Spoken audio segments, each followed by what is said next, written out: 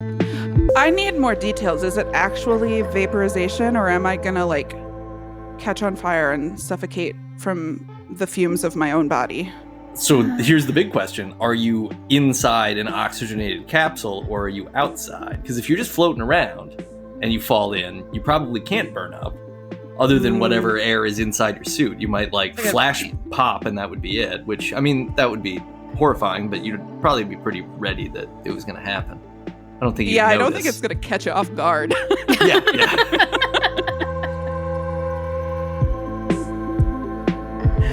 Okay, welcome to Never Show the Monster. I'm Kelly Attaway. I'm Chelsea Hollander. And today we are continuing our theme of 1997 with Event Horizon, a sci-fi horror movie that is way more horror than Mimic was, which was also considered sci-fi / horror.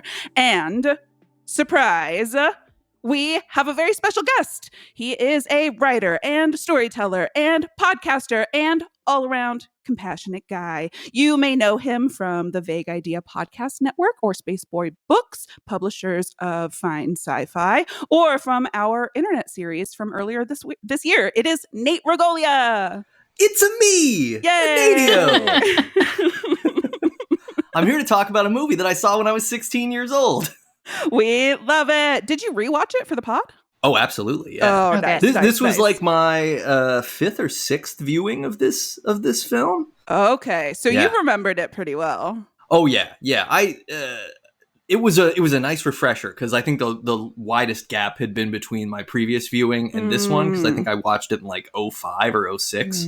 But there was a period of time where I was just like, this is the best sci-fi horror movie ever. You got to watch this. And then I'd make people watch it when we were intoxicated in college and after.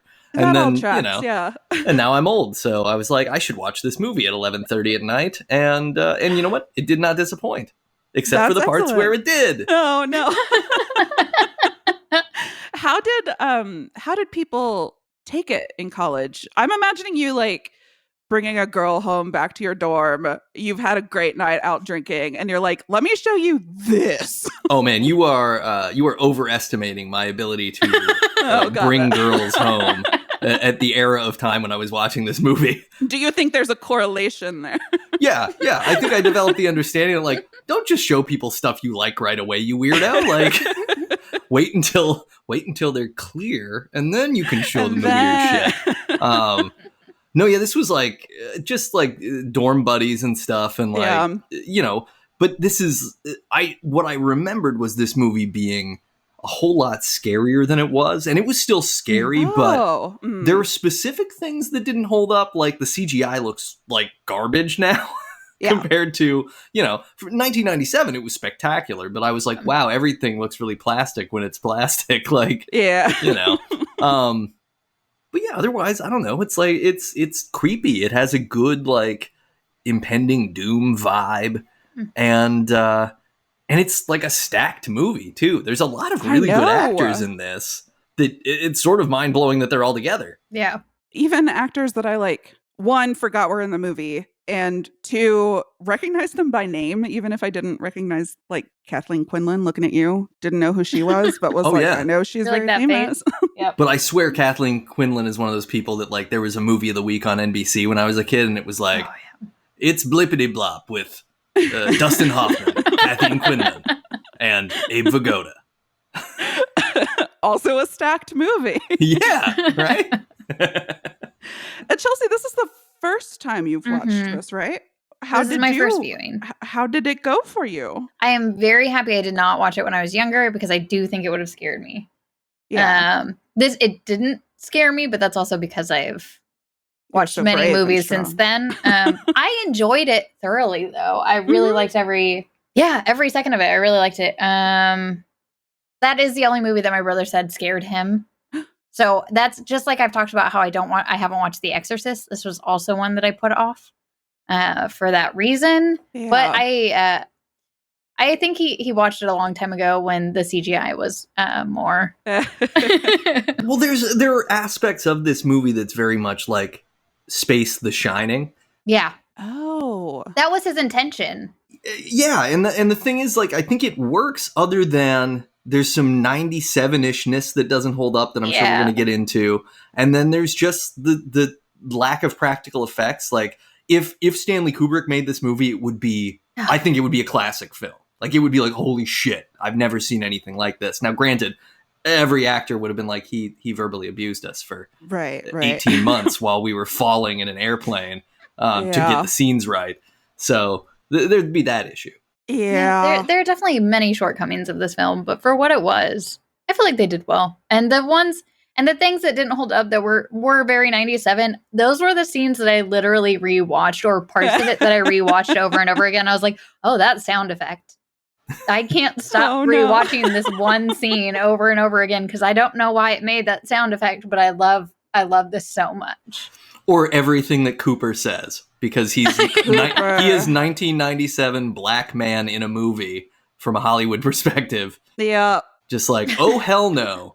And everything all the time. That was very cringe because when I watched this originally, like, you don't know anything. I didn't know anything.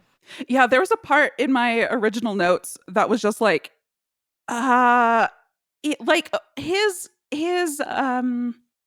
caricature is racist, but there was like a specific point where Weir is doubting him. And I was like, I feel like that's racist too. Like, I think that Weir is also racist. So, yeah, that definitely didn't age well. I'm glad that you pointed that out, because as y'all were talking about 97 stuff that didn't hold up, I was like, I think that I did myself a service by watching this one on the projector, because I couldn't hear that well. I couldn't see that well. So just blurred all those edges. You saw it the way this movie was intended to be seen. Yeah. Amazon was like, do you want to rent it in UHD? And I was like, absolutely not. No, you give me standard definition. I should have done that because I had the option. I was like, well, I'll see what Ultra does. This could be good. It just highlights the imperfections. Don't do it. Don't let them trick you. You deserve that extra $1 and to preserve your time.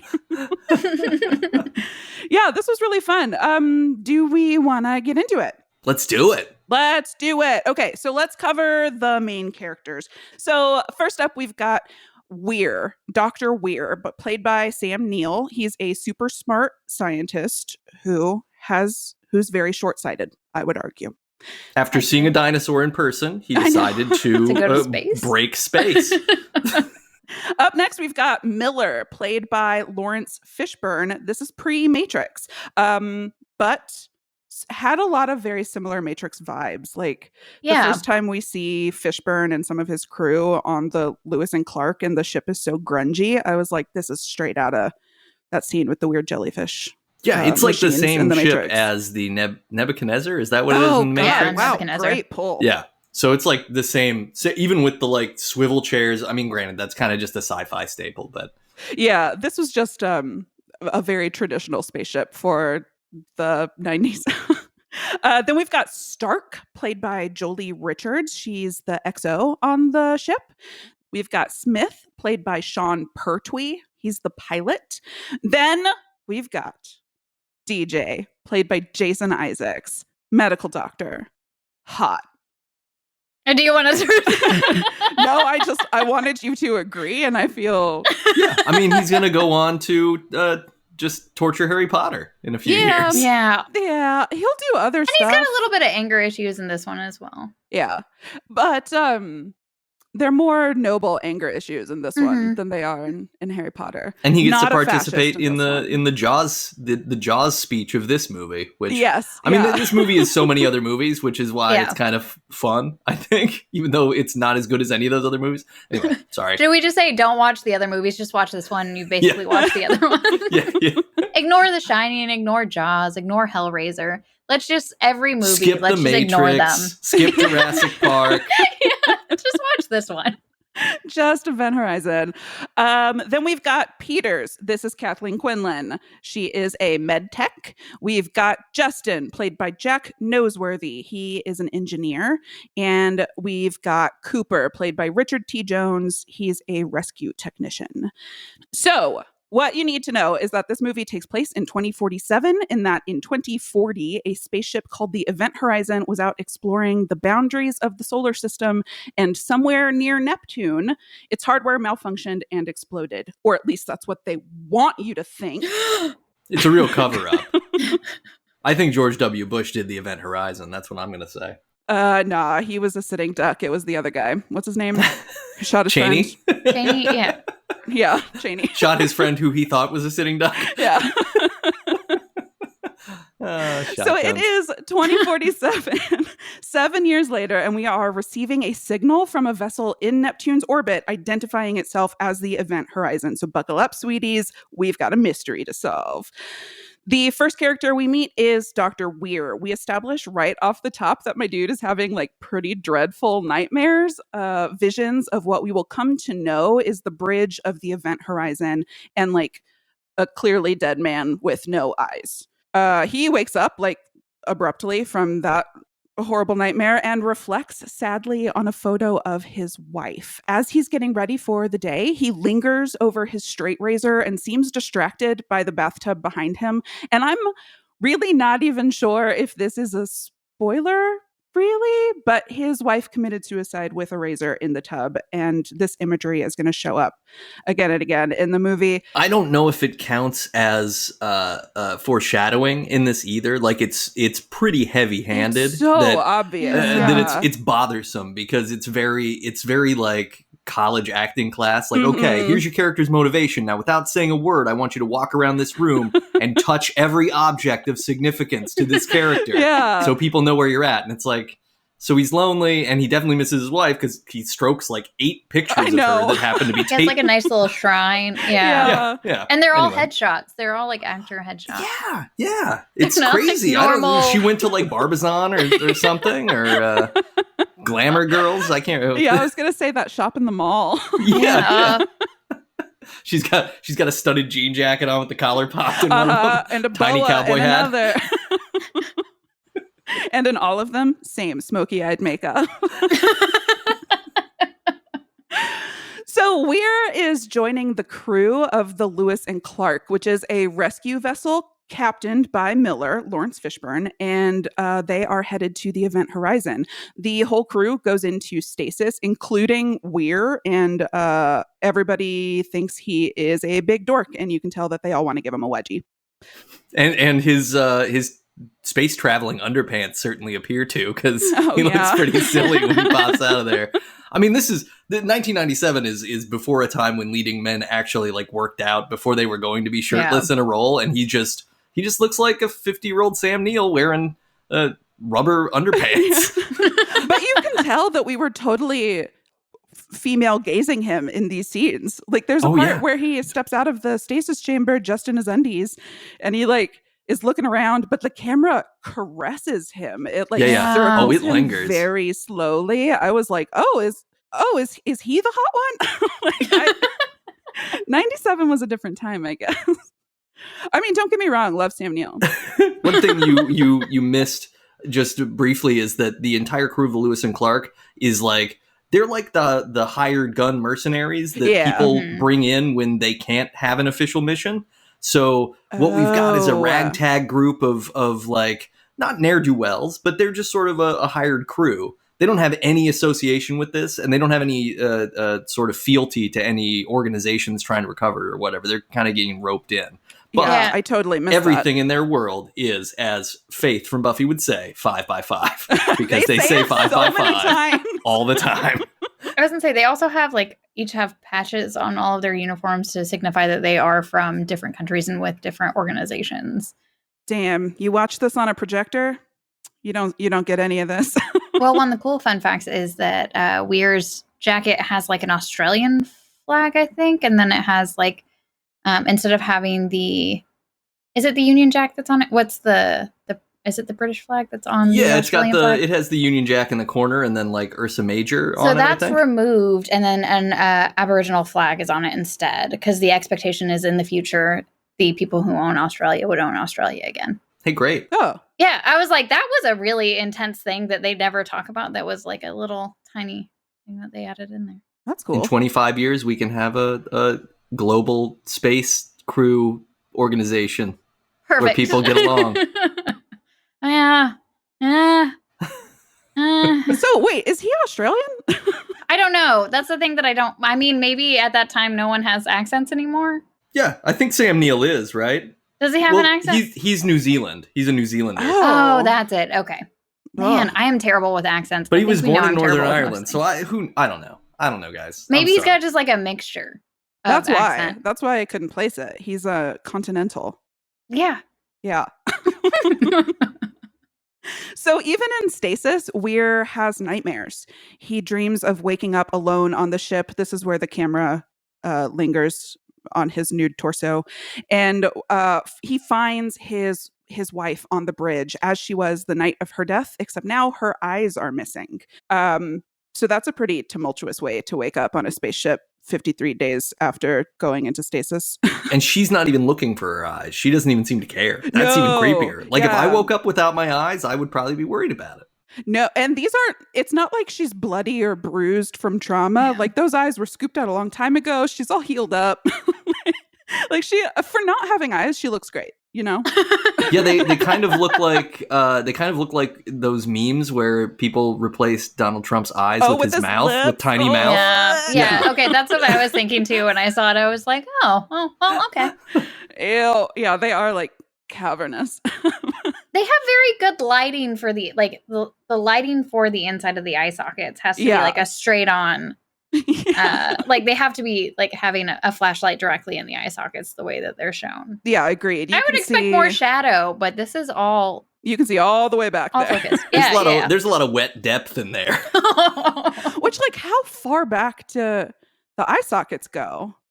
It's not like your eyes end and then there's 6 inches of space before you get to your little brain back there. You know what I mean? It's not like it should be almost brain right away, shouldn't it? Yeah, why was it so cavernous? Clearly something happened. Yeah. Empty brain, no thoughts, just also no eyes. Once everybody is awake, Weir reveals to them why they are really here. So yes, it's a rescue mission, but it's not just for any ship. It's for the Event Horizon. And they're like, what the fuck? She exploded. And he's like, no, she didn't. Surprise, bitches. It disappeared.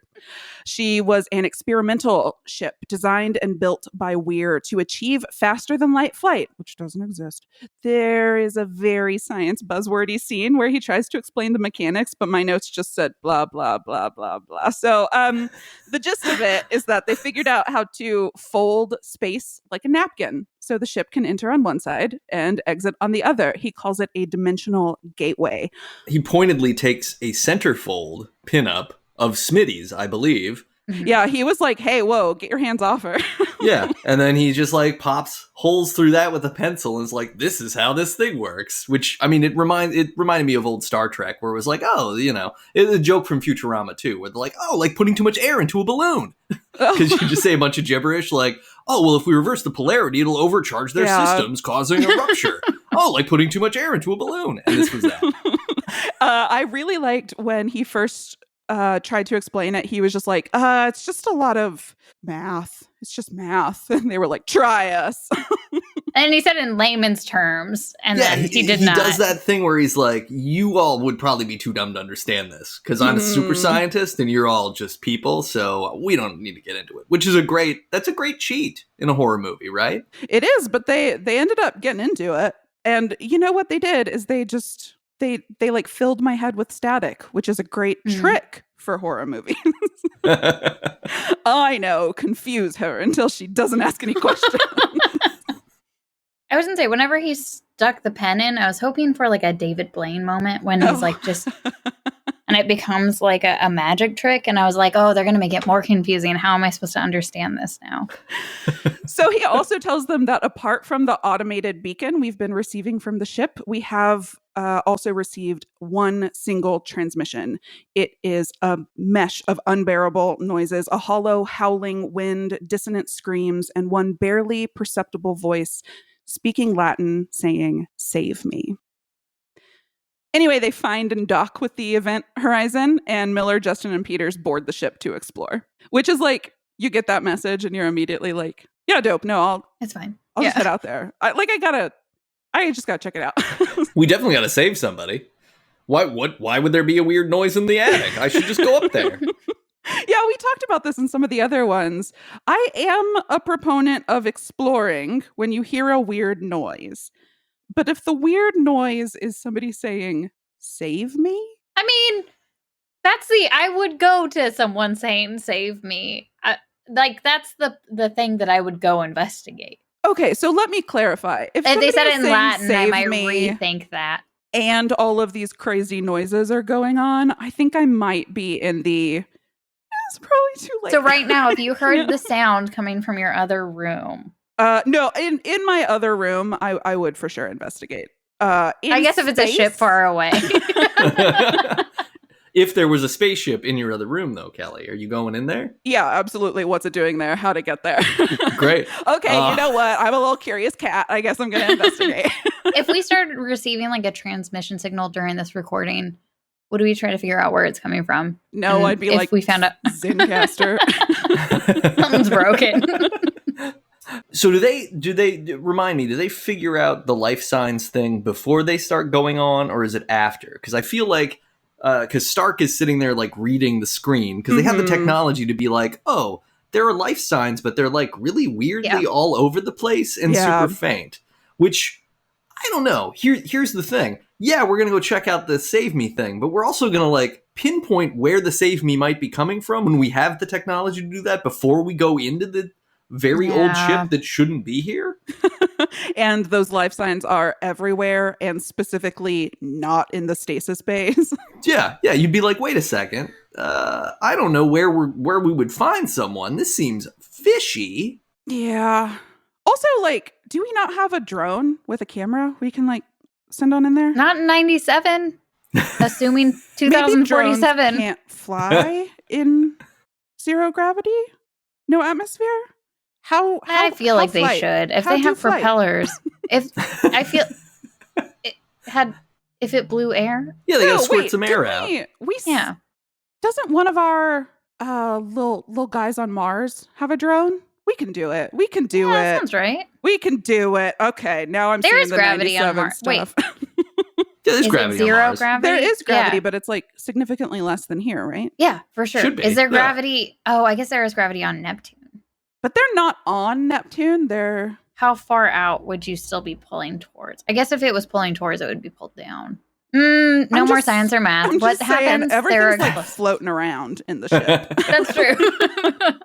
But yeah, there are explosives. You're right. So like I said, Miller, Peters, and Justin board the ship to explore. And Miller finds a bunch of explosives set up in what's called the corridor of the event horizon. And this is a section of the ship that separates engineering from the living quarters, with the express design of being able to blow up the corridor, detaching the two segments. Like, this is a crazy experimental tech we've got going on in our fancy spaceship. So like, we want to be able to retreat if shit goes sideways. If the spaceship is a penis, it allows you to blow up the shaft so that you can escape the balls in the tip.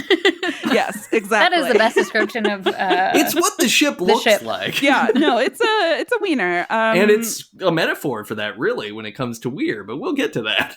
Oh, dang. Okay, I can't wait to get to it. So while Miller is finding that, Peter finds a dead body floating around in the bridge of the ship, and you guessed it, no eyes.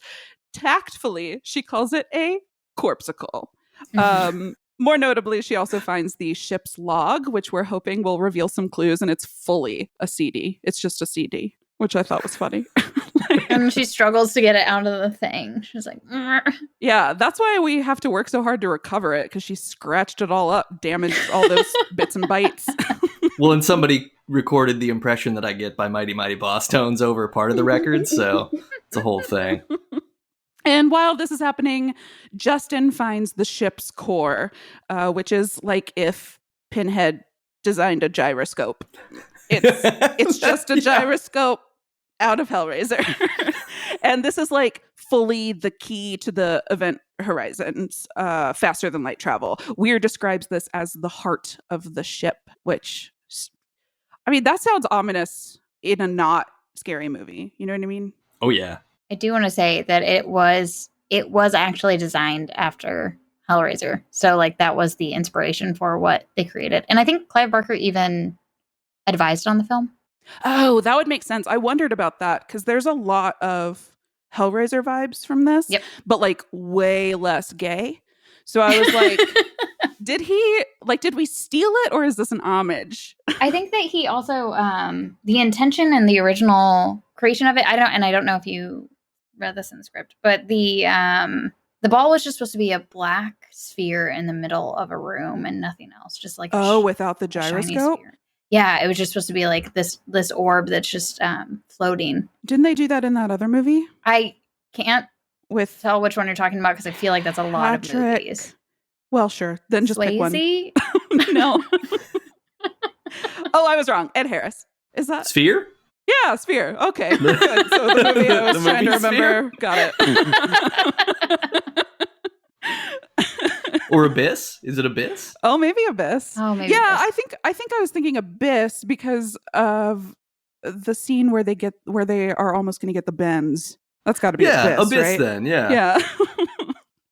So the core activates in front of Justin, and like a fucking idiot, he reaches out to touch it, and guess what? Gets sucked into it, and it's like clearly some sort of portal, and then it fortunately spits him back out, but it also emits this huge shockwave that travels through the event horizon and onto the Lewis and Clark and like totally wrecks its shit. The Lewis and Clark is too damaged to remain aboard, and so everyone is forced to board the event horizon. And Justin is fully catatonic.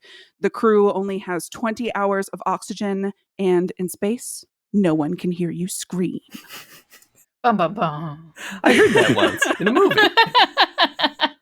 So, in light of whatever the hell all of that was, the new plan is to repair the Lewis and Clark and go home. But in the meantime, the crew is pressing Weir about what the fuck is going on, and Weir is largely dismissive. He, at one point, fully says, like, I guess it was reverberations. Like, that's an answer. What the fuck, Weir?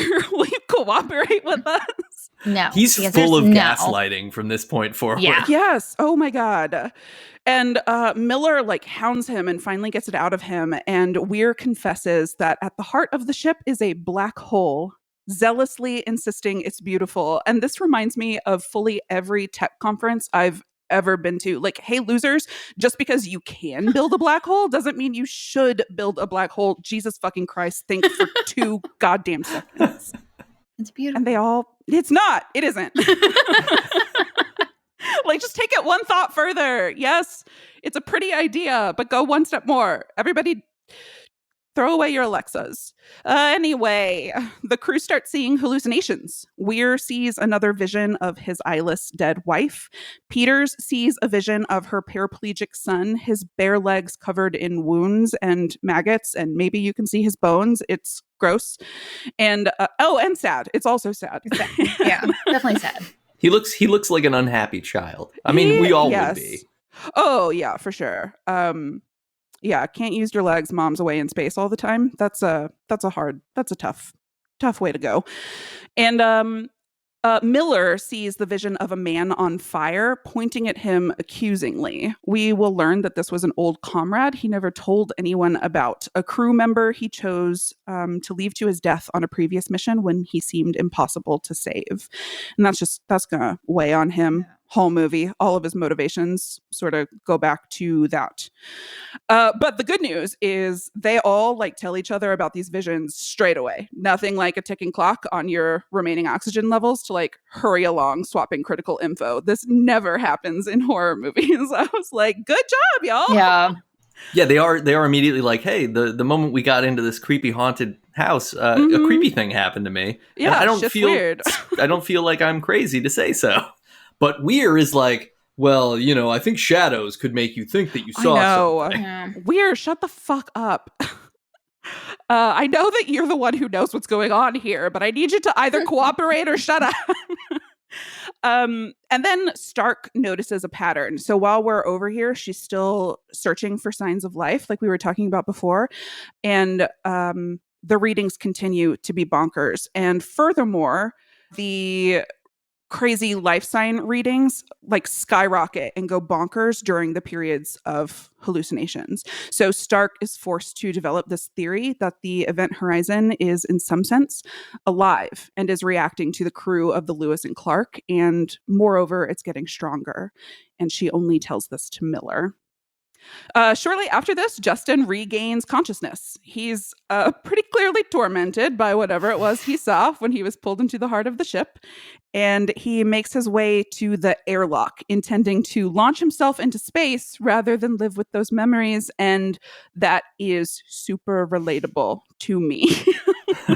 I would love to launch myself into space rather than deal with my intrusive thoughts. He says, if you could see the things I've seen, you wouldn't try to stop me. I know. Poor little baby bear. Baby bear. Yeah. Mama bear, open the door. Mama bear, open the door. Yeah, something I've been skipping over is that he's baby bear and Peter's is mama bear. And their relationship is very sweet because Justin is just a little baby and mama bear misses her son. And she's got little Justin here so we can do some transference. And yeah, this is just a super stressful scene. So the bulk of the crew is like trying to disable the airlock to save this kid. And like, I know he's a crew member on a spaceship, but he is a kid. He's like in his 20s. Yeah. And right before the airlock doors open, Justin has like a moment of clarity. So he like snaps out of this trance he was in and he doesn't understand why he's alone in an airlock that's about to open. And then the decompression begins. His veins are bursting and his eyes pop and he is ejected from the ship. But Miller, fortunately, was outside with Cooper repairing the Lewis and Clark and is able to grab him and bring him back in. He survives, but just barely. And something that stood out to me in this scene is that they had like a first aid kit for this situation, which I guess came in handy because he did survive. But I was like, why do you have that? Like, you can't. There's no coming back from this. You're in space. Like, yeah, if your suit gets a hole in it, you'd have the same situation. So it'd be like, hey, we're out here repairing the ship, and I hooked on something, and I got decompressed, so we had to, it kind of tracks. Good point. I was gonna say, I'm shocked it didn't happen more in this movie because there are scenes in which I would have expected that to happen again. There's specifically a very important scene at the very end where a lot of decompression should have happened. It doesn't seem to actually matter. And I was like, oh, I guess it's only in the beginning when it is pulling up my emotions, which good job. I was very sad. I know. This was such a bummer. I also am now like very focused on, so I learned to sew during the pandemic and now I'm like, how do you sew a spaceship suit safely? Very tiny stitches. It must be lots of layers. Overlapping. Yeah. Huh.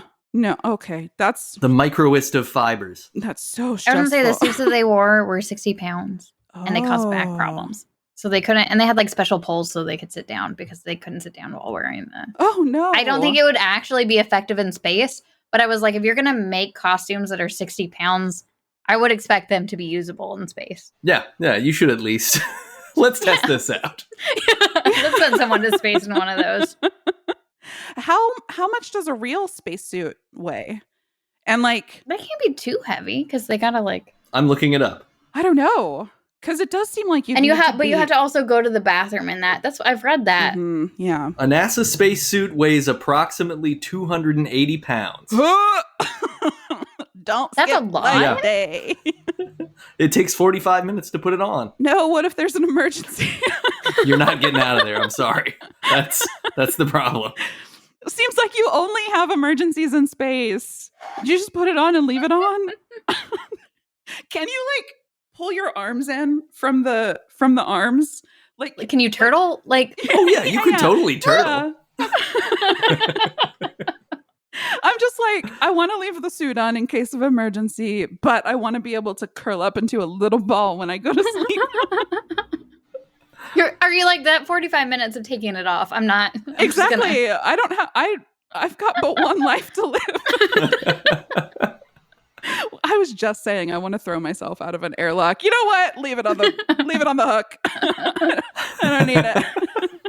So Justin's interesting because he is twice saved by a black crew member. Yeah, it's Cooper. Because when he goes into the core black hole, Cooper comes through like an old-timey diver on a cable and pulls him out.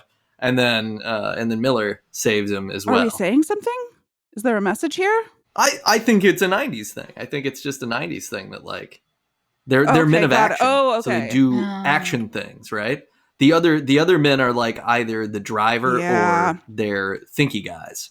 And thinky guys don't do stuff until they really do stuff. Ain't getting their hands dirty. And like past horror movie sense, at least, like I don't consider either Cooper or Miller to be victims. Yeah, no. And I feel like that's kind of a trope, is that they would end up being victims early on. Oh, yeah. Especially at the start of this movie when Cooper is being a stereotype. I was like, okay, got it. Like the young black man is going to die first. He doesn't. Yeah, that's also what I thought. Right, yeah. He doesn't get Omar Epps. Yeah. But yeah, but you're right. They are still like the characters are still treated differently in the core group. They both did end up being on ABC TV shows. Sorry, that's not super helpful. Wait, Omar Epps and Cooper? Yeah, Omar Epps was in Grey's Anatomy and Cooper is in The Rookie. Man, Omar Epps was also in House. Okay, I got the TV shows mixed up. Oh.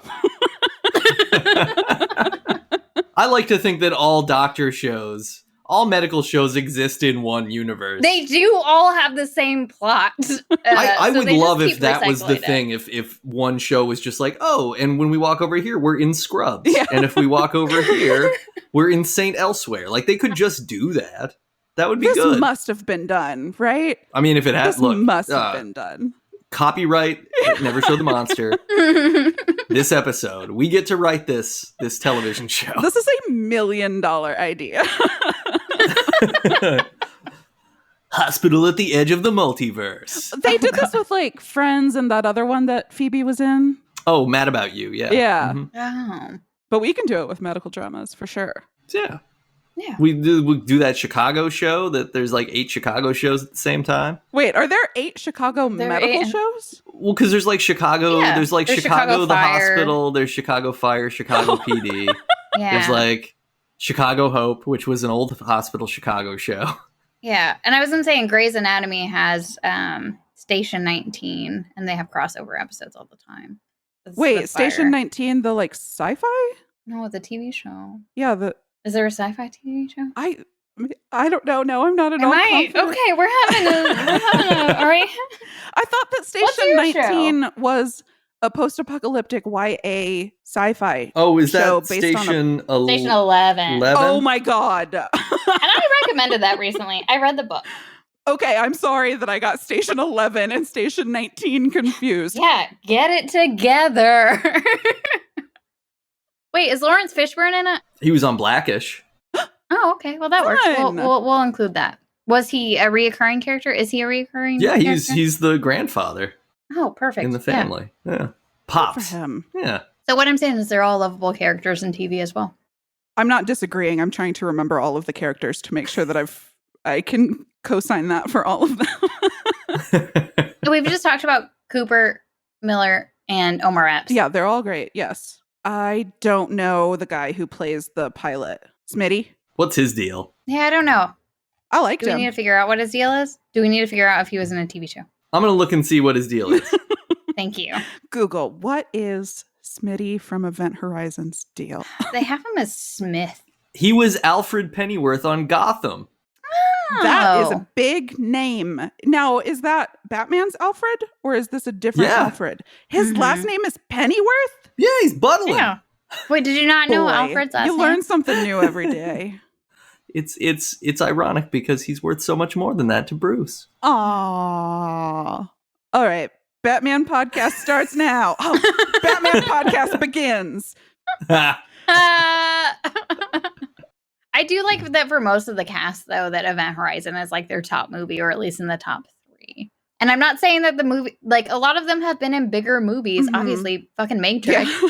But like, I feel like Event Horizon is one that you want to be known for. I feel like I have an almost memory of Sam Neill doing like a one for you, one for me type situation in Hollywood. And this was one of his one for me movies. He did actually recently come out in an interview talking about how he wished it was just longer. And like, he was like, it was supposed to like, and that's something that I think we'll talk about at the end, is that it was supposed to be much longer than it was. Yeah. But it is a movie that he looks so fondly at. He is having fun chewing the scenery at the end of this movie. Like he's just got like a salt shaker and a steak knife out. He's just like cutting into this ship like, nom, nom, nom, nom, nom. Yep. And also his eyes. Okay. So it's a real reverse Back to the Future. Yeah. Oh man, I have a Back to the Future. He has that line, where we're going, we won't need eyes. We won't need eyes to see. I was like, okay, Doc Brown. Yeah. Okay, so we have just like shifted over to the Event Horizon, and the remaining crew goes back to like the immediate question of escape. And JD realizes something critical. The Latin he translated from the Event Horizon's garbled transmission was not just save me, but save yourselves from hell. Funny. Yeah, again, speaking of on the nose. It's just, okay. There's nothing more dramatic than going through what the person who says that phrase is going through, and then not only uttering it, but uttering it in Latin, because he does say everything in Latin, which is like the most spooky language you can choose to just speak because. And it's even more... because it's dead. It's a ghost language. It's super anachronistic to speak it in 2047. This was also so funny to me because, okay, so in the original script, the transmission was translated by the government. They knew what the message was before Weir joins the Lewis and Clark. But in the movie, it's JD who deciphers it. And Weir is like, we couldn't detect human speech. JD is like, it's Latin. And I was like, Weir, you are a scientist. Half of the words you learned in school were like have Latin roots. You can't recognize Latin.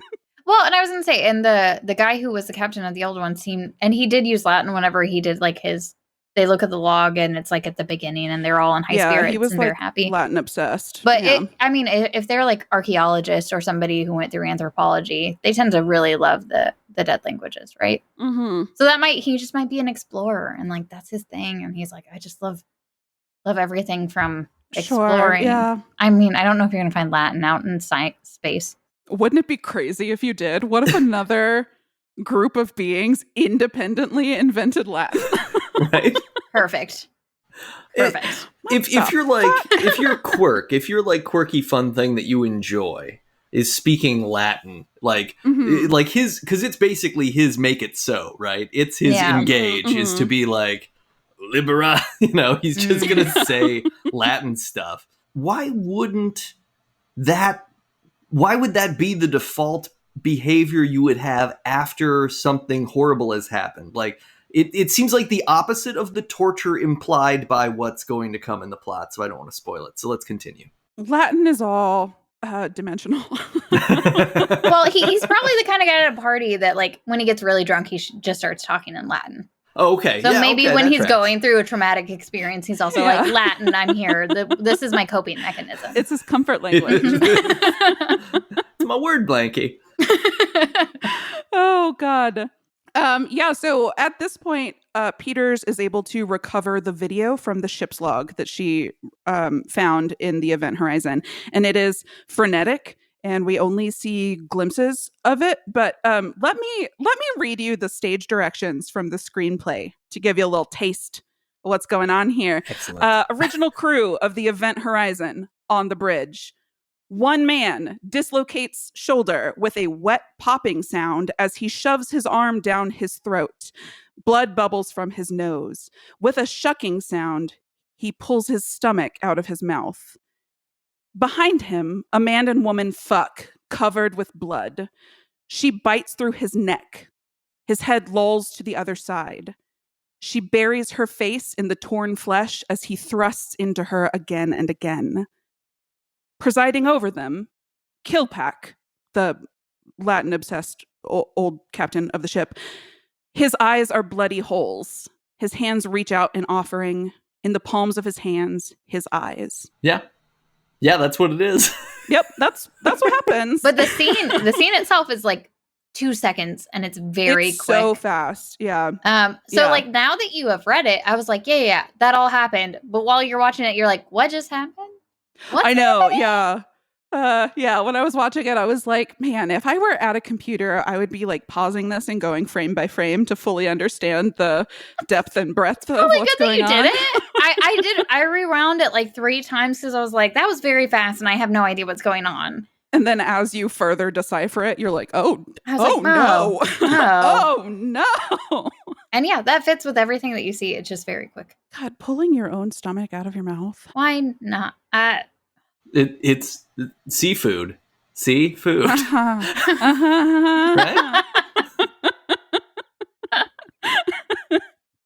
Yeah, he's just making haggis. Yeah. Yeah, that's what I He's just a traditional Scottish chef. Yeah, so after seeing that horrible video, Miller immediately is like, okay, so we're leaving. And you know what? We are going to destroy the event horizon on our way out for good measure. This is a cursed portal to hell. I will not be putting up with this any longer. Unfortunately, Weir balks at this. He says we can't abandon the mission because he's got a big boner for the gravity drive. Because it is his boner. It is his boner. And when Miller asks him if he wants to walk home instead, Weir creepily says, I am home, before disappearing into the shadows. And this is like where shit really goes off the rails. Yeah. Like we just saw that video, but here's where it's about to like get going. This is where it's like, okay, wait a minute. Why is no one immediately very concerned about Weir? Everybody kind of conducts themselves like, we're just going to go ahead and get off this ship like everyone's not insane. Even though someone who just said, I am home, and then slinked into the shadows of the living hell ship might be a problem. Maybe they've seen some shit. They're like, nah, this is normal. This is they're like, after being in space for a while, stay. Like, well, what's their alternative? They're running out of oxygen. They need I'd to be chill leave. with him staying. I'd be like, just leave him here. I mean, if he's happy, let's let him be. Let's let him be. He made this choice. Like, none of you are going to be able to explain this situation back at home. Just agree to a story now that Weir, I don't know, had a heart attack. If he stomped off more like a petulant teenager who was like, I am home, and then ran off, right. I would be like, yeah, okay, well, go to your death hole drive and enjoy. We're gonna leave, and we'll see you later, And then you do the thing you do with kids. You're like, okay, bye, we're leaving now, and then see if they catch up, and if they don't, okay. Right, but if he says it all creepy, I'm like, okay, I don't want to bring him home with me. I'm glad he wants to stay. Yeah, what a creep.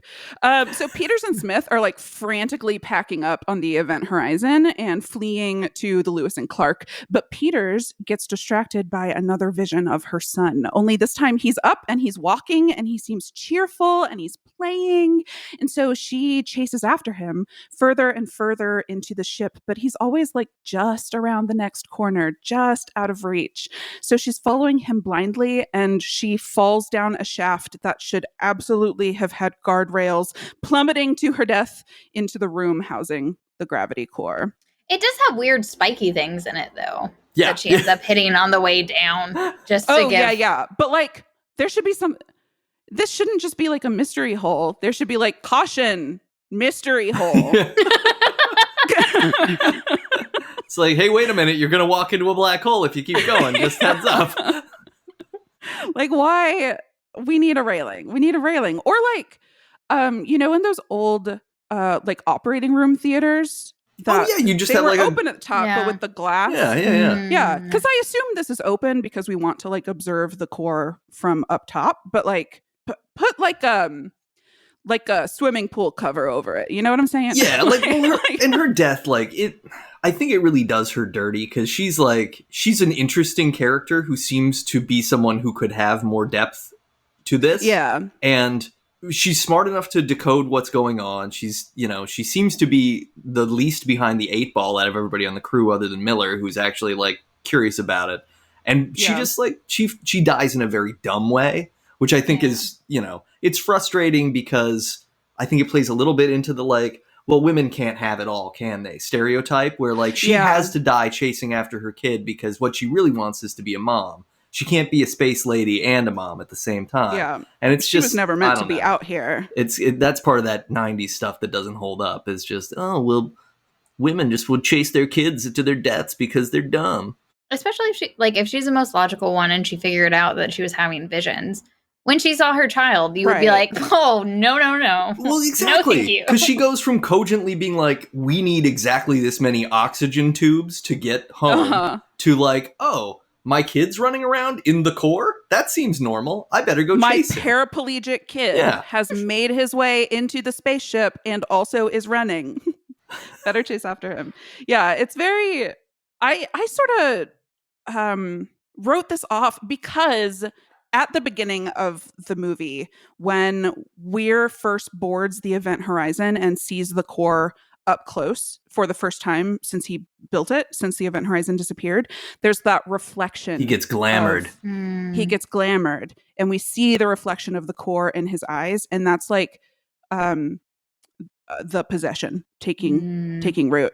And right before this scene, we see the same reflection in Peter's eyes. So I think what happened is, I think that all of this commentary is right. Like the writers did her dirty and like made her 2D mom, but it happened for a reason. Yeah, I don't. She saw the reflection and like was taken in by magic, the devil. Yeah, I guess that's the same as what happened with Little Bear, Baby Bear. Yeah, he's like.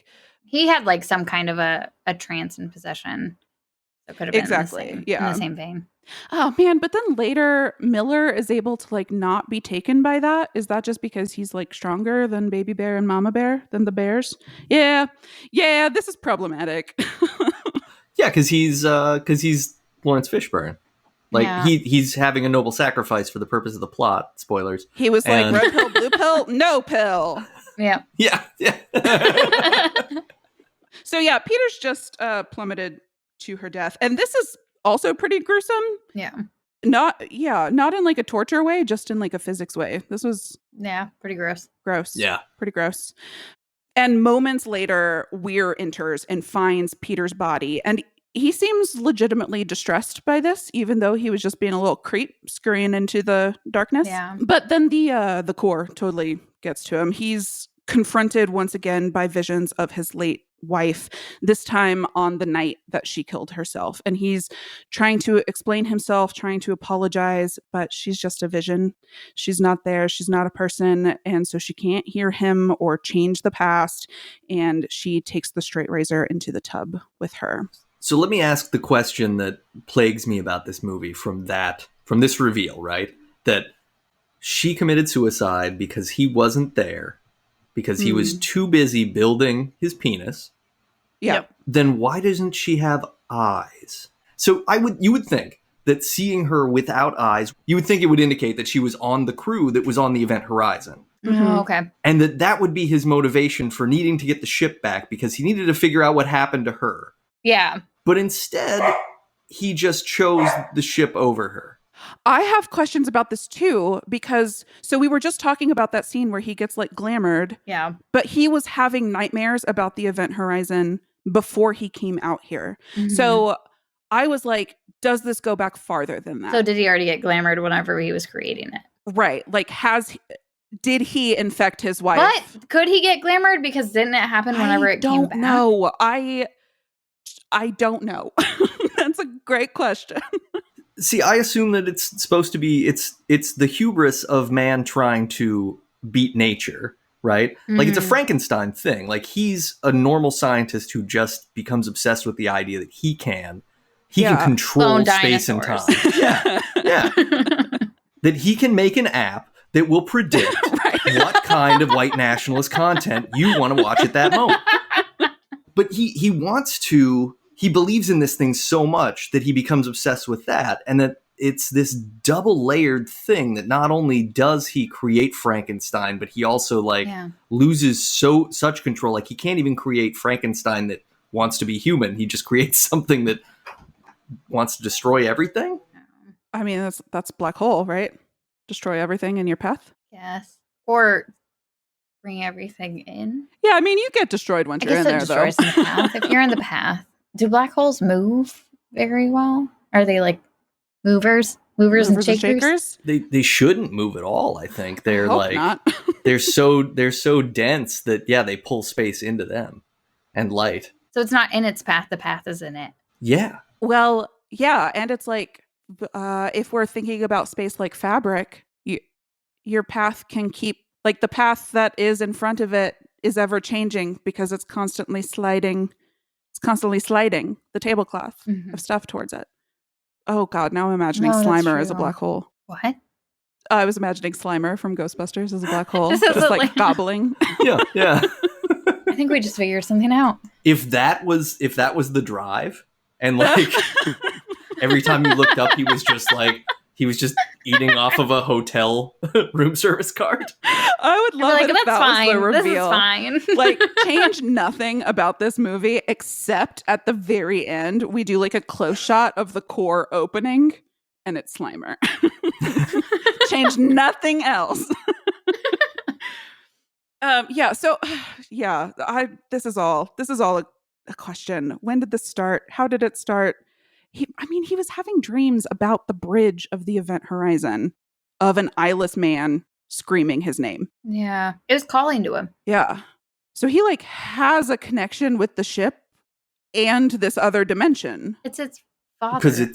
Because it's his penis.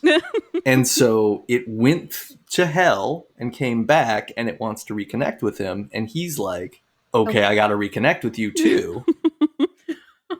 But like, that's what happened to his wife. He got, and then it like infected her. And so she was a victim of the event horizon, even if not the external plane.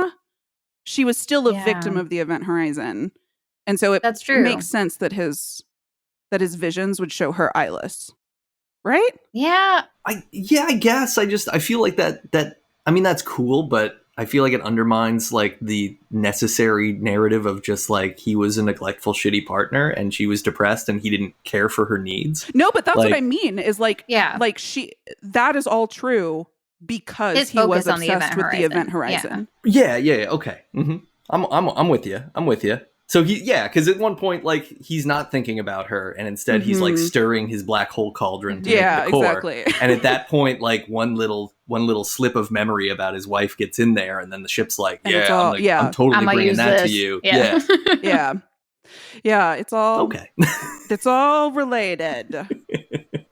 So he has this vision of the night his wife died, and then we witness Weir back on the event horizon clawing his own eyes out. And at this point, he's fully possessed. Like, there's no coming back for him. And so he takes one of the explosives from the event horizon and plants it on the Lewis and Clark. Okay, so fortunately, Miller discovers the missing explosives and is able to warn Smith to evacuate, but Smith decides to hunt for the explosive, hoping to save the Lewis and Clark. Like, he just put all this work into repairing her and he doesn't want to lose her again.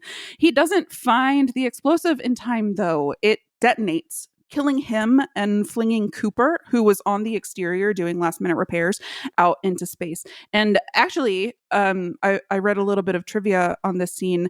This scene inspired Dido to write her famous song, "I Will Go Down with This Ship." Is that real? No. I thought Titanic inspired that. Though this movie did inspire Dido to collaborate with Eminem on that other song. So Weir goes on to like pretty graphically murder JD off screen. I guess we don't know how graphic the murder was. Maybe it was like really tidy. But what we do see on screen is that he like fully removed his flesh, and it is strung up ornamentally from the ceiling, and it is hovering over like the innards of JD in the medical wing, which looks exactly like a scene in the TV show Hannibal, also starring Lawrence Fishburne. So number one, good for him. Number two, we're back to TV, babies. We're doing this. I was gonna say, I also remember it from the movie, like The Cell is what I thought of. Oh, yeah. Or like in Midsommar when one of them gets I did think of that when I saw it. But butterflied. Hey, this gross. is the ironic killing because the doctor gets basically upside down autopsied. It's like, hey, doc.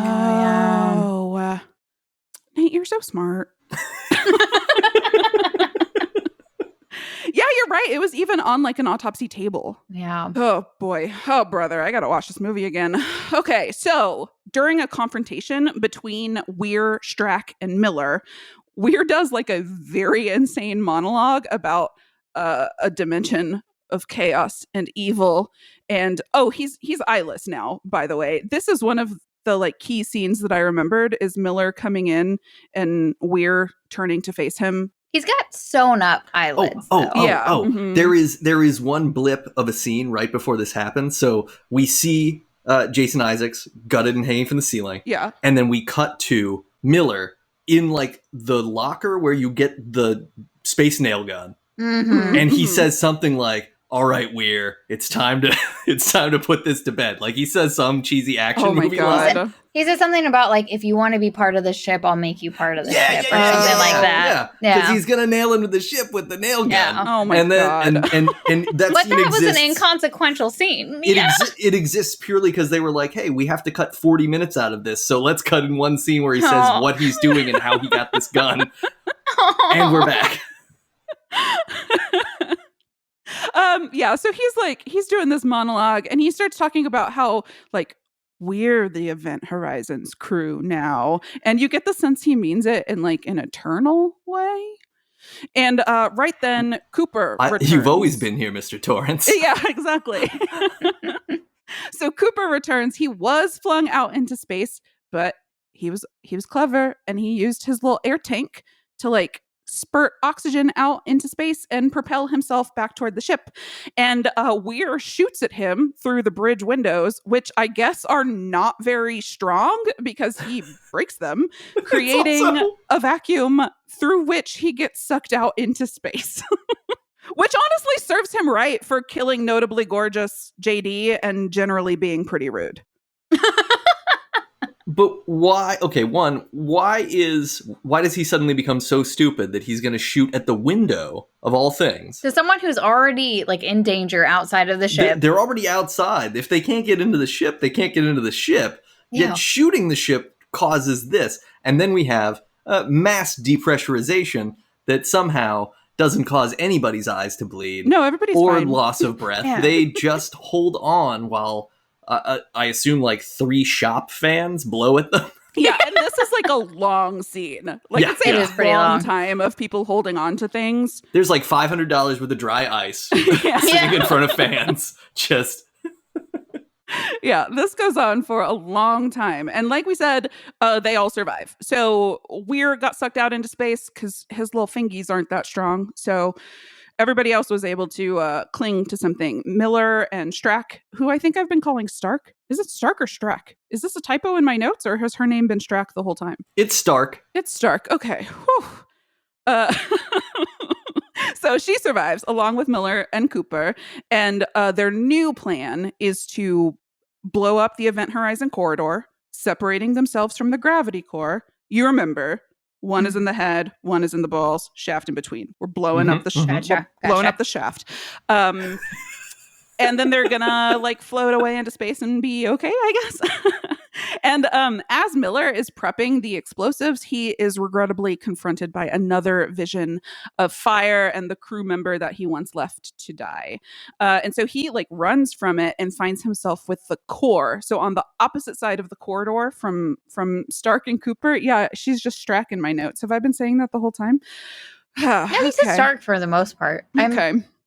I don't know. It's fine. We're not here for names. So if we were, this would be canceled. One time somebody asked me if I was dyslexic, and I was like, no, but we're not here for names would be a good podcast where we just talk about a very loose interpretation of what the plot of something was without actually naming anything. Or like current events, we just subtweet everything. Like I'm not going to say any names, but somebody overturned All right, so Roe this v. brown-haired Wade. person said. Yeah, so he's on the wrong side. He's so far away from like safety. And Weir is back, which is like the biggest bummer of all bummers. He was called back by the ship. And space and hell tore all of his hair off and replaced it with a scarred Hellraiser dome. Yeah, he got like way more scars on his face now, and he's nude. Does anybody have hair in hell? That's going to be the name of my autobiography. So Weir's back. He's naked, no hair. And he shows Miller visions of hell. Visions of the original crew being tortured, of Justin and Peters and JD being tortured. They're screaming and bleeding. It's horrific. But Miller doesn't lose himself the way Justin did. Instead, he detonates the explosives in the corridor, separating Weir and the core and himself from Stark and Cooper, saving their lives. Right as the gravity core activates and the engineering half of the event horizon disappears once more into hell. I was going to say, this is the scene that has the best sound effects that I have ever heard in any movie. Oh my God, ever. Tell me about them because I missed them. Okay, it has like a punch sound effect whenever he hits the wall.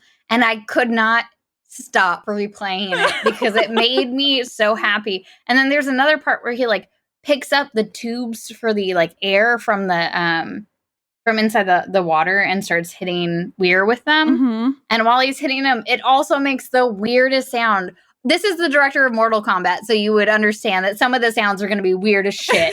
And they were all in this movie, and I could not be happier. I was waiting for that, man. I was waiting for it.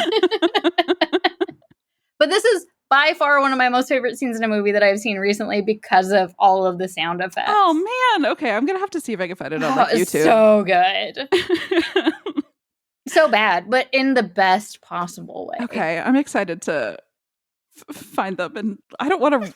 I guess I'll just buy the movie. Whatever.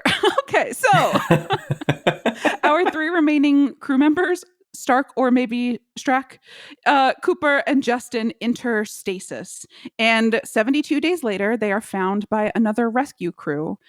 Stark awakens and sees that Weir, face covered in scars, is one of the rescuers, and she screams in horror until Cooper comforts her. It was just a nightmare. But as the camera moves back, we see the entrance to the event horizon close, and though we can still hear Cooper saying, "We're safe," it's hard to believe him. Mm-hmm. It's scary ending. Yeah, it doesn't end well. Yeah. Because the whole ship was alive. Like, this is yeah.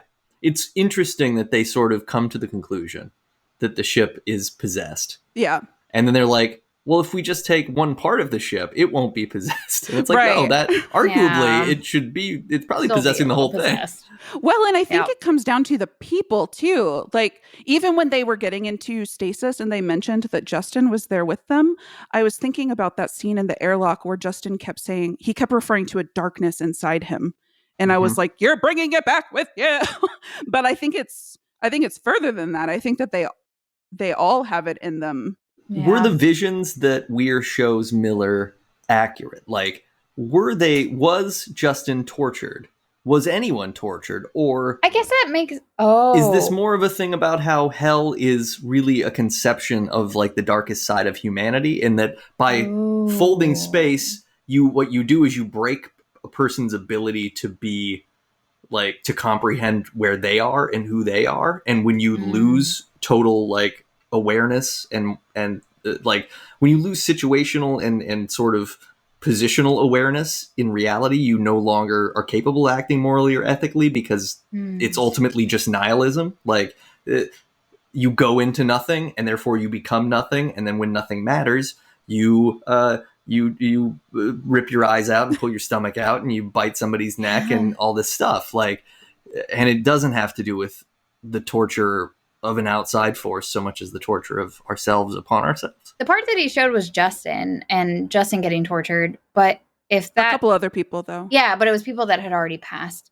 No one that was still alive, right? Other than Justin. But Justin was mentally already there. Yeah, no, it was just Justin, and I'm not good with names. The girl who fell. Peters. Mm-hmm. I remember seeing Peters. But he had like mentally succumbed to it at the beginning whenever he tried to leave the airlock. So was he to that point? He's already gone at that point, except he came back. It's a very weird. So he did like get sucked into the core. So it's like possible that stuff happened there, even if he wasn't dead. So then is it like season 3, episode 1 of Buffy the Vampire Slayer, Anne, where she is in LA and the demon guy is picking up homeless kids and then taking them to the demon dimension and working them to death so that they all appear to have aged like 100 years in a day. Yes. So like Justin went in there, he experienced a whole lifetime of horrors before Cooper pulled him back out.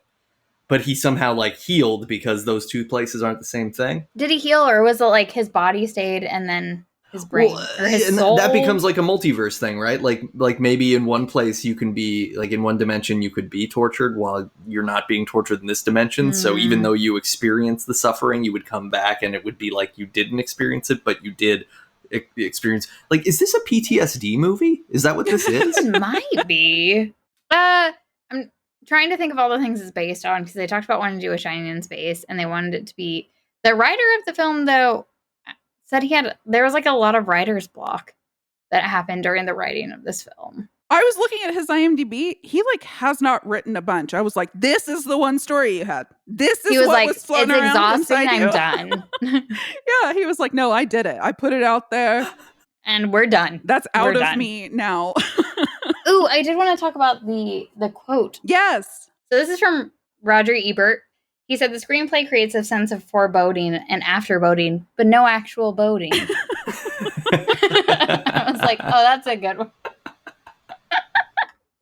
I was like, okay. But I felt that, I mean, is that the boding was what was cut, right? Like there was a good chunk, like half of the movie was supposed to be 130 minutes long. So the movie was supposed to be well over 2 hours. Damn. There would have been a lot more haunted house. Oh, yeah. Somewhat over 2 hours. Well over? I don't understand. I'm not good at math. 10 minutes is so long when you're in a black hole. I think it's well over 2 hours if it's well, comma. Well, over 2 hours. Yeah. Thank you. But yeah, if this was a 2 hour plus movie instead of a 89-minute movie, it's like you have 40 more minutes of time to explore the haunting aspects of this, which means that the visions can ramp up a little more. Yeah. Because they don't really ramp at all. And so many people don't have visions at all, right? I know. Stark never has a vision. Cooper never has a vision. So you have two characters who by the end of the movie you kind of have no connection to, because neither Stark nor Cooper, like Cooper's whole thing is he's floating away in space and Stark is just not in the movie. No. Like she's just not around at all, which is weird because you would think like Jolie Richardson should be kind of a big get for the film. And she's clearly extremely important to Miller because he has to not leave her behind when he has the chance to kind of make amends for letting the other crew person die. Yeah, that's a big scene that I didn't discuss in the description. But yeah, there's like a big, she's maybe going to die in that decompression scene. And he is clearly warring with himself. Like, I can't leave another man behind, pretty lady behind. Remember. Yeah, it would have been, I don't know, it would have been interesting if she had been in that situation and he had saved her before instead of the other guy, and now the ship was putting him in the position to have to like save her or save himself. Like that could, I don't know. I feel like this, it just has so many little things that while everything works, it doesn't. The lack of boating isn't just that like we don't get enough haunt. It's also that the premise doesn't get to pay off. Yeah. Other than it feels like the South Park underpants gnomes, right? It's like we got step 1, we're stealing underpants, and then suddenly we jump to step 3, profit, and we don't really know what's step 2. In between. Yep. Is that the origination of that meme? Step 3, profit? Yeah, it's an old South Park thing. Yeah. Huh. Boy, sometimes you learn 2 things in a day. And I was going to say the big part of what was cut in the film was the original cut had like, it was obviously gorier. And the scene that you described, I think, was much longer because they talked about hiring a ton of adult film stars that were paraplegics. Oh, yeah. To recreate the graphic scenes. Not paraplegic, amputees. Amputees, sorry. But the scene that you had read was a much longer scene, much more graphic scene that they weren't allowed. And I read somewhere that somebody had passed out in the first, but I don't know how much of that is sensational. Yeah. Oh, okay. I mean, that kind of makes sense. Even trying to rewind and watch it, I was like, if this was longer, I'd probably feel a little more uncomfortable about it. But it did seem like there was a big chunk that was missing. from the film that had to be taken out. And he had talked later about like wanting to do a director's cut and wanting to add it, but they lost the fucking footage. Lost. They just lost it.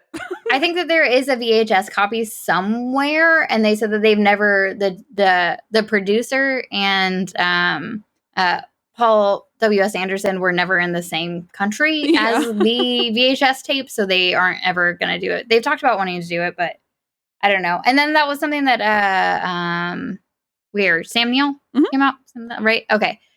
He came out with saying that I think that was one of the movies that he'd love to continue playing that character or something. He was just like, I'm into doing this again. Yeah. He clearly loved it. Yeah.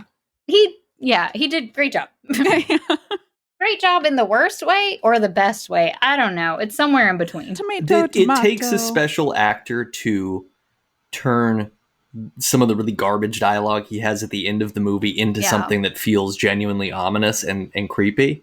Because, could you imagine, like, I don't know, Adam Brody, like, saying those lines? And you'd be like, yeah, okay. I don't know why. I thought, like, Carrot Top. And then I was like, I don't know, that would be pretty menacing. Well, yeah, with him working out as much as he does now. Yeah, it's kind of scary. It's gross. Scary without the scars and coming back from hell. New cut of the movie, just Carrot Top. No prosthetics, no fake blood. Just him in like a tank top. I ordered carrots, not a parsnip. They also cut a love story between Miller and Stark. Yeah, you keep saying that. And I was like, there was a relationship in this movie? You see it just a little bit in the movie. And it is literally 2 scenes.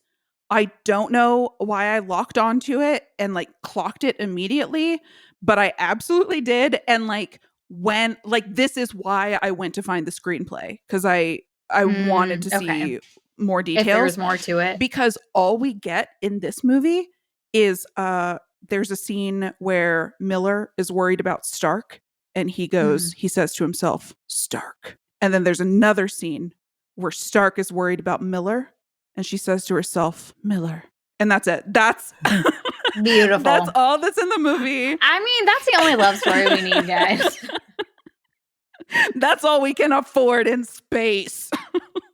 I think my biggest qualm with the movie is that weird meat grinder hallway. Oh my God. That didn't get utilized. And I was like, right when it showed it, I was like, oh, someone's going to get fucking killed in here. And especially when original notes. So Justin walks into that hallway and he says, like, it looks like a meat grinder. And my original note was, lol, sorry to hear you're going to die by the meat grinder in Act 3. Right. Yeah. And then that's not what happened. Not at all. I 100% thought, I was like, there's no way to have this. Why would you have such a weird meat grinder hallway if you're not going to use it? I don't know. It's probably in the cut. It's probably in the director's cut. It must be. It's a metaphor for Sam Neill's sexual self-gratification via the ship. So he's just grinding that meat. Okay. I was like, that seems like it would be painful. I don't know. You can feel free to edit that out if you want to. No, I was actually just thinking, how can I make this the trailer for the show?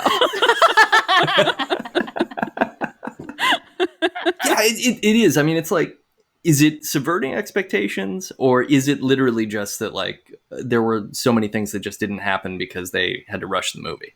And I mean, the fact that this was like filmed in 10 days or something crazy when they were supposed to have a month, like they're supposed to have a whole bunch more time. It got rushed because they were trying to beat Titanic, so that they had a big movie to go out when Titanic came out. And this isn't gonna hold up against Titanic, because like that's a big sweeping epic that's like 3 hours long, and this is a movie that doesn't give itself its due. Because I really think there's a good movie here.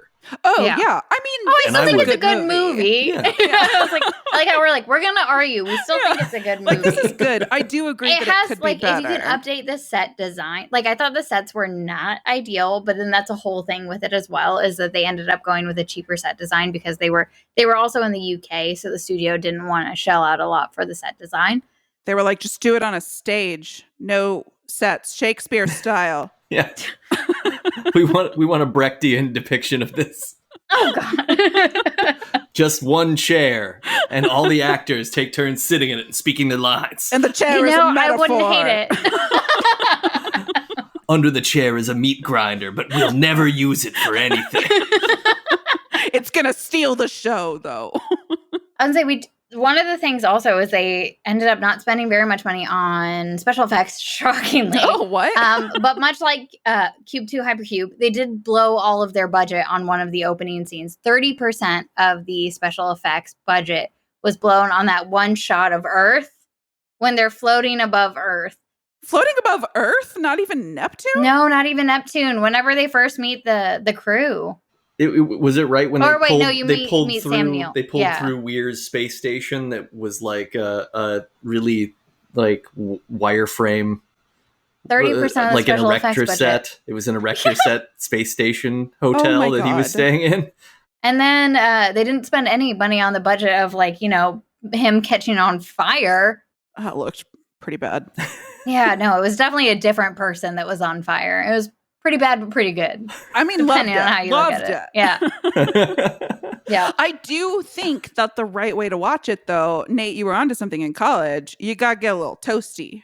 Yeah. Oh, Before yeah, you yeah, go yeah, in yeah. there. This is a fun time movie, not a Yeah. critical midday watch kind of movie. No, you got to get a little loose. You got to throw it on a projector you bought for $50 on Amazon. That is You hooked gotta- up to a VCR. Oh no, I've got like. I just wanted to one up that. Well, do VCRs exist anymore? I Oh, thought yeah. they all crumbled. Oh, I have one. No. Have you checked on it recently?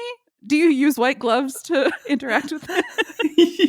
It is in a storage unit. Oh, it so I might crumbled. have to use it. You're going to open that box and you're going to be like, did 1,000 moths die in here? Yeah, what could possibly happen though at this point? Because a touch of hell in the ship, I guess like everybody who goes into the ship to do stuff could die, and it might be like the Hope Diamond or something. Mm. And then it just gets put in the museum of the Air and Space Museum at the Smithsonian. And they tell people like, nope, don't go near that because everyone who does chases after Or their dead son. Worse, and falls. they don't realize that and they put it in the Smithsonian and start like, Allowing people to go in. yeah, like you have to buy a ticket and then you can tour the balls of the Event Horizon and take a little slice of hell back home with you. Or is it no longer contagious because the core isn't here? Well, that's the thing. The hell opening part went back to hell. So, Yeah. or it went somewhere. I mean, that's the other question. We don't know, like, does it go to hell every time? Or did it just go to hell one time because, like, Weir didn't know what he was doing? Right. I was like, did we not put in coordinate? Like, you keep saying the ship disappeared, but you purposefully activated this gravity drive. Like, where did you intend to be going? Yeah. Check there? Yeah, can't you get, like, people can buy those Apple tracking things really easily now. Just put one of those AirTag? on. Yeah, Yeah. throw an air tag on the Event Horizon. What's the range on those bad boys? Neptune? Definitely Neptune. Yeah, for sure. Other dimensions. Yeah. Would hell be considered another dimension? Well, so, and then that's a whole other question. Like, Is it did just we another go dimension to that's really hell? scary? Or, so there's a part in the movie where Miller and DJ are talking, where Miller tells DJ about this crewmate he let die, and he like makes a big point to hit like, I've never told anybody that. This ship knows my darkest fears. So did the ship go to hell, or is it like scanning the crew members' brains and being like, what would be the scariest thing for me to torment them with? It's really like the Jean-Paul Sartre play No Exit, where hell is other people. And that is what the ship is doing. The ship is doing a French existentialist take on society at large. Oh, somebody sent me a print of somebody sitting at a desk. I guess it's Sartre, and it says hell is other people. And I had it framed at my desk at work for a long time, just as a lesson to everybody surrounding me. Mhm. Like, my hell would not be this. My hell would be a cubicle. Mhm. You're like being tortured, like they were being tortured. Cool, I'll deal with it. But that cubicle can go fuck Yeah, like I itself. can deal with physical pain. Yeah. Like if you want me to pull my stomach out of my mouth, like I'll figure it out, I guess. Figure it out, yeah. But but if I have to sit at I feel like there were beige mechanisms desk, that would take over before you could do that. Well, and see, that would be what would be more interesting is if the movie took the time to explore different kinds of hell, right? Like, some people's worst fears are not just that they're like, okay, why is Peter's worst fear that her already right? like wheelchair-bound son's legs are going to have something gross on them? Like, you would assume that at this point we've made peace with the fact that he's just not going to live a bipedal existence. So, what I mean, yeah, gross. I don't want you don't want anybody's legs to rot, but like he didn't seem otherwise unhappy in that moment. He just like was, Mom, you don't spend like. It would have made more sense if the husband was like taking him away. Oh, right? yeah. Like it would have made more sense if they played into something deeper. Like if Miller had to try to keep rescuing the guy, not just the guy's on fire being like, "You let me burn." It's like, You yeah, no let me shit. burn. I know. Yeah. I'm not afraid of the part that I'm confronting. I'm afraid of the thing that I didn't do, which was save you. That's a good point. But then play that out. So like, how does that happen functionally? So the way it happened in real life is he made the decision not to save him, and that's what haunts him. So how do you replay that? You can't like introduce an additional obstacle, because it's like, okay, well, that like furthers the you ship from would the then decision. keep presenting the experience of one of the crew members being about to die, and he would so not and the he would same. Oh, I and see he would what you have to mean. keep trying to save them, and he would either actually keep failing or he would keep thinking he failed until it drove him mad. I see what you mean. And like Weir would keep like walking into rooms and seeing his wife and being unable to stop her from doing something, from killing herself. Like, you know, I don't know. It seems like it's just a very, like, what we got left with was a very surface level gory version of what hell would be, which is like crowd pleasing from the meat grinder perspective of things. No more meat grinder. But it like doesn't it doesn't like fully, it doesn't give you the opportunity to really wonder, well, like what would bother, like what bothers Stark before this, other than the fact that like, oh well, she was haunted by a monster, but like that rightfully really would traumatize anybody. That doesn't necessarily have to do with hell chasing you. That would be terrifying to be like, I saw the ghost man.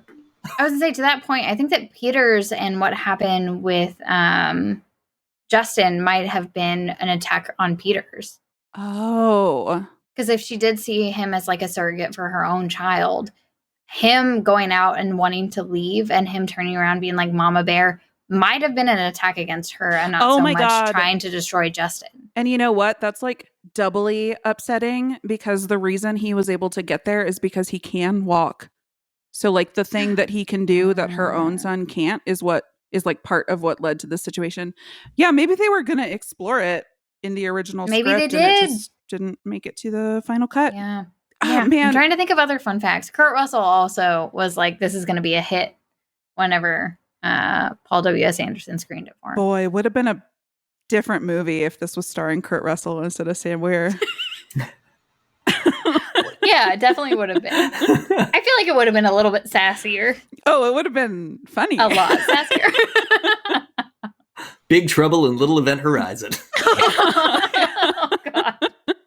Oh, my other part was he also gave up directing Mortal Kombat Annihilation to do this film. Oh, yeah. Mm-hmm. So there's a chance that Mortal Kombat Annihilation could have been fine. And scary. I don't know.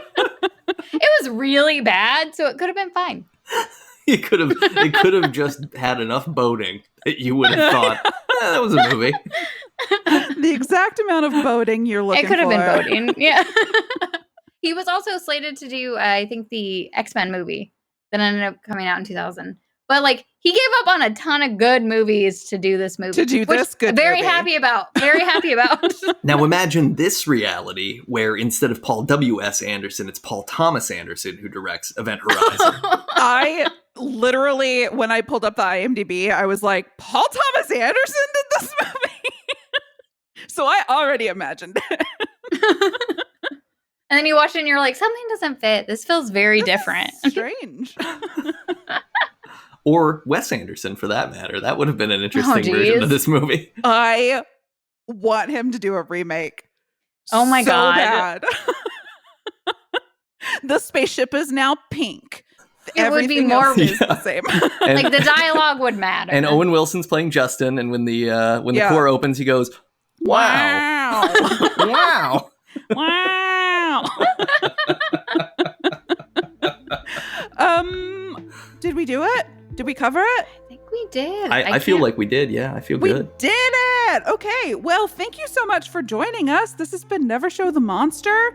Next time we will be covering Spawn, which you can find on Netflix, but it's also available for rent on the usual suspects. And thank you, Nate Regolia, so much for joining us. This was super fun. Oh, thank you. As always, it's always a pleasure to be on here. And yeah, I look forward to more adventures with you both on this podcast and maybe other ones. Others. Dum, dum, dum. We've got a future together. Where we're going, you won't need ears. Oh my to God. listen. No, you for sure need God. them. You don't need eyes, but you definitely need ears. You need the ears. Keep the ears. Yeah. Audio medium, my bad. Oh my God. That line. Anyway, Nate, do you have anything to plug? Check out my podcast, A Vague Idea, while it lasts. Yep. It's still going. We're creeping up on episode 200. Woo! Oh my goodness. Woohoo! You can also check out Spaceboy Books, which is the small science fiction and other indie press that I publish books under. And I've got a book coming out relatively soon, and we've got a couple of other books coming out later this year. So pretty exciting stuff. Oh my gosh. I'll put links in the description below. And I'm sorry that I only mentioned sci-fi at the top. We just started, we've started putting out a little more kind of literary stuff and some reissues because we have some fellow writers who have seen their small presses go away post-pandemic. And those books shouldn't just disappear. No. So we're gonna put some of them back out. Okay, that's awesome. Yeah. That's amazing. Cool. So, check the show description for links to that. And like I said, next time we will do Spawn. And in the meantime, please give us a rate and review on iTunes if you can. That helps the show so much. And remember that you can find us on Twitter at NoShowMonster. You can email us at noshowmonster@gmail.com. And we will see you next week. Happy Spookies. Happy Spookies. Happy Spookies.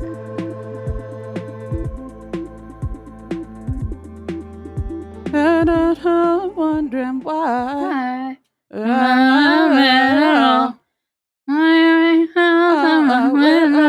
I can't see it all. We're gonna get a copyright strike from that one.